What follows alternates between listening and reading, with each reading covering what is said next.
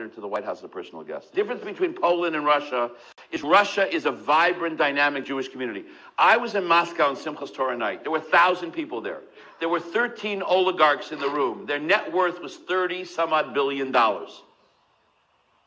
Now, what shul in America has people worth $30 billion in the shul for dancing? At 3:30, at 4, so we were dancing till 11 o'clock, and then we had a break, and then we had the dancing again. At 3 o'clock in the morning, we went on the street, and at 3:30, 4 o'clock in the morning, I'm walking home with Rabbi Lazar. You'd think he'd be impressed that he had these oligarchs worth $30 billion. He said to me, I had success tonight. I said, what was your success? He says, 3 guys decided to get a bris, and 4 guys decided to put on tefillin. But we're talking here a different kind of world. You know, they house a row of Mercedes in front of the shul, each guy with a driver and bodyguards, and these guys are dancing inside like everybody else.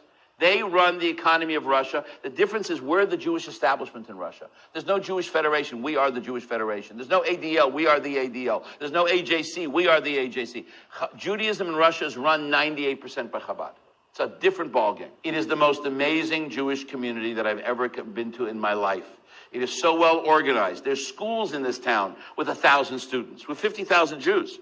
It's an amazing place. I mean, now there's challenges, and everything in the city is run by Jews. The shopping centers are owned by Jews. Both airlines are owned by a Jew. The banks are owned by Jews. The gas stations are owned by Jews. The whole downtown, everything is owned by these oligarchs. In fact, the governor now, on behalf of Ukraine, is one of these oligarchs. One of the other elements for the success of Judaism in Russia, even though he's not so popular right now in the United States, has been the friendship to the Jewish world of the president of Russia, which is Vladimir Putin. And you have to ask yourselves, why is this so? I heard a great line from a professor of mathematics, Novosibirsk. He told me like this: Putin may not be good for Russia, but he's definitely good for the Jews of Russia. Putin may not be good for Russia, but he's definitely good for the Jews of Russia. Why is he good for the Jews of Russia? Because when Putin was a young child, he lived in an apartment building in St. Petersburg. And he would come home every day from school, and his parents were out working, and in the same entrance, in the same apartment or the adjacent apartment, there lived a religious Hasidic family. And when he would come home, and there was nobody to take care of him, they would do his homework together with him. And he spent his youth growing up basically in the house of an Orthodox Jew.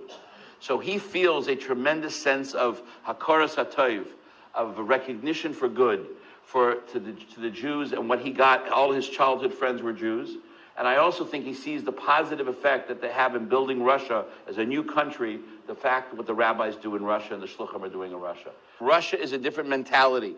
And this is part of the conflict right now between Russia and the United States. You can't push the Russians have to be dealt with through quiet. A very shrewd observer in Moscow told me, you can't deal with Russia like the United States. Here it's public pressure, it's tumult, it's polls. In Russia, everything is quiet deals. For instance, there is a lot of quiet deals between Russia and Israel that you know nothing about.